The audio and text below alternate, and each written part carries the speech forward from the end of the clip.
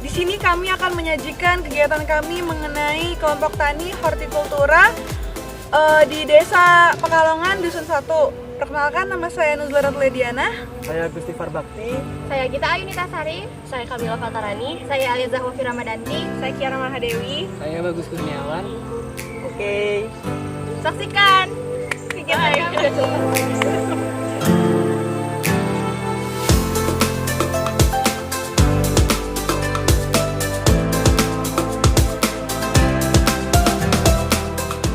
Jadi di sini saya bersama rekan-rekan saya akan mewawancarai narasumber mengenai kelompok tani dan seputar hortikultura.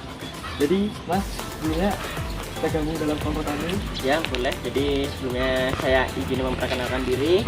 Jadi di sini saya namanya Adi Prayogi SPSM SI. Emang benar saya lulusan dari agronomi Universitas Lampung. Di sini saya mewakili dari kelompok tani Godong Ijo Pekalongan. Dari saya sebagai sekretarisnya Godong Ijo Pekalongan. Oh, jadi sekretaris. Kira-kira udah berapa lama, Mas, kelompok tani ini berjalan?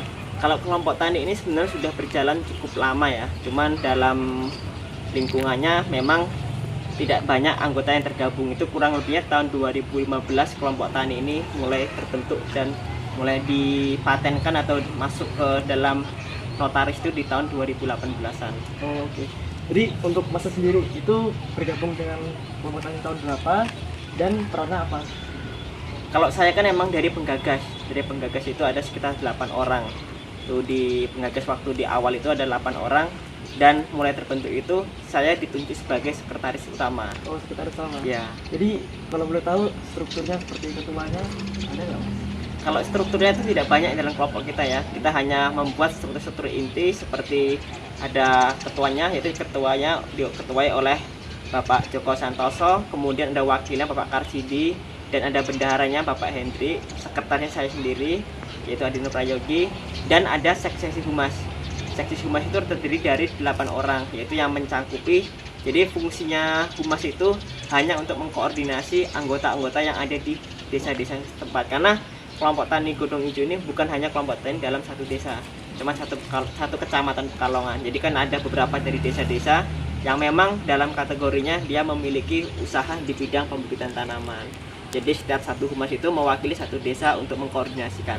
Oh, terus selanjutnya adalah kegiatannya. Kegiatan kelompok tani ini seperti apa sih, Mas, khususnya di bidang hortikultura? Kalau kelompok itu banyak ya. Jadi tujuan dibentuknya kelompok ini kan yang pertama itu untuk mensejahterakan, meratakan dari mungkin dari segi dari usahanya, sehingga tidak ada yang namanya itu saling senggol menyenggol. Karena kan kita tahu sendiri namanya usaha, apalagi di bidang penjualan itu kadang-kadang saling ada persaingan yang sangat gak sehat. Dari situlah fungsi kelompok tani itu untuk menyatukan seluruh anggota supaya terjadinya suatu keikatan batin sehingga nanti saling bekerja sama dengan yang baik. Jadi fungsi dari kelompok tani itu. Kalau kegiatan itu banyak ya, mungkin dari sosialisasi tentang teknologi yang baru itu bisa juga. Terkadang kita juga mengadakan event-event seperti pameran, itu juga bisa. Jadi pameran, event-event lainnya, undangan juga dari kabupaten juga dulu pernah ya, di Kampung Lampung Timur juga pernah. Itu tujuannya untuk membranding kelompok tani kita sehingga nanti bisa terkenal juga. Oke, Mas. Lalu sebelumnya kan dalam organisasi pasti ada isu-isu yang beredar. Kira-kira isu-isu apa ada yang ada di kelompok tani ini, Mas? Banyak ya kalau isu-isu ya, terutama yang namanya juga kelompok tani yang dalam kategorinya itu di bidang penjualan ya. Karena kan ini hasil dari produksi dari anggota-anggota kita, dan ini yang dari saya sendiri ya. Jadi kan kelompok tani kita itu bukan menjual produk-produk mentah olahan seperti kayak beras, jagung, itu bukan ya. Jadi kita menjual produk tanaman yang dimana produk tanam itu nggak punya standarisasi harga. Kalau beras kan enak itu, beras kan harganya 10.000 ya 10.000 semuanya, beras kering 5.000 semuanya. Kalau di bibit itu jadi harga itu nggak bisa terkontrol. Jadi masalahnya itu satu, persaingan di harga.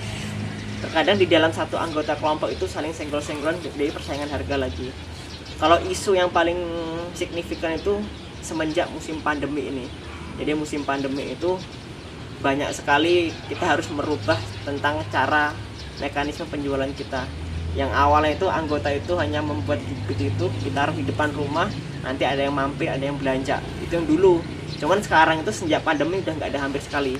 Jadi konsumen itu udah dimanjakan dengan sosial media, digital marketing, dan makanya itu mungkin anggota-anggota yang udah tua-tua, yang sudah sepuh-sepuh itu merasa tertinggal di situ. Dia nggak bisa mengimbangi teknologi-teknologi baru yang menjadikan kesenjangan ekonomi itu terjadi di situ, mungkin ya. Jadi maka dari itu sebenarnya di kelompok tani juga masih banyak yang perlu digali juga, mungkin seperti pelatihan di digital marketing untuk melatih agar semua anggota itu bisa berkontribusi untuk pemasaran lagi. Oke. Terus yang terakhir tuh di sini seperti apa gaya kepemimpinan kelompok tani Anda di lapangan?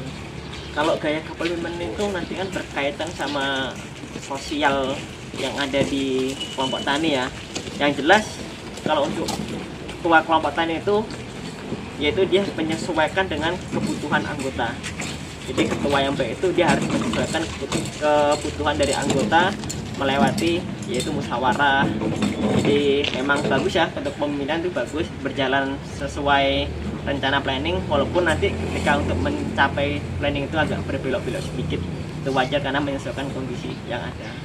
Oke, jadi itu adalah informasi yang disampaikan oleh narasumber kita Mas Adi Nur Sayogi. Terima kasih atas informasinya Mas. Ya. Oke, dan sekarang boleh keliling-keliling nggak Mas? Ya nggak apa-apa, boleh monggo. Oh iya. Ini kondisi bibit kita ya. Jadi memang kalau untuk produk itu menyesuaikan dengan apa yang dibutuhkan. Dari tahun 2019 ini kan sekarang kita lagi bumi alpukat. Maka itu di kelompok tani juga ada namanya program penanaman alpukat besar-besaran juga. Itu baik dari proyek maupun kebutuhan pribadi juga. Nah biasanya itu petani-petani bibit itu yang nggak bisa menjual produknya sendiri karena mungkin keterbatasan pengetahuan teknologi baru itu, biasanya bibitnya itu ditampung untuk pengadaan proyek. Sedangkan yang bisa menjual langsung seperti saya juga ke pribadi langsung.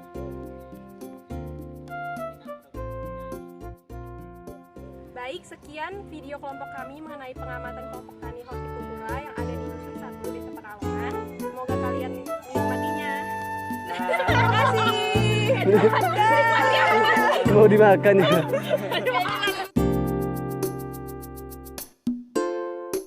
Oke, assalamualaikum warahmatullahi wabarakatuh. Selamat pagi. Perkenalkan, nama saya Gusifar Bakti, perwakilan dari kelompok 2. Yuk, 1, 2, 3. Assalamualaikum warahmatullahi wabarakatuh. Kami dari Berisik dah.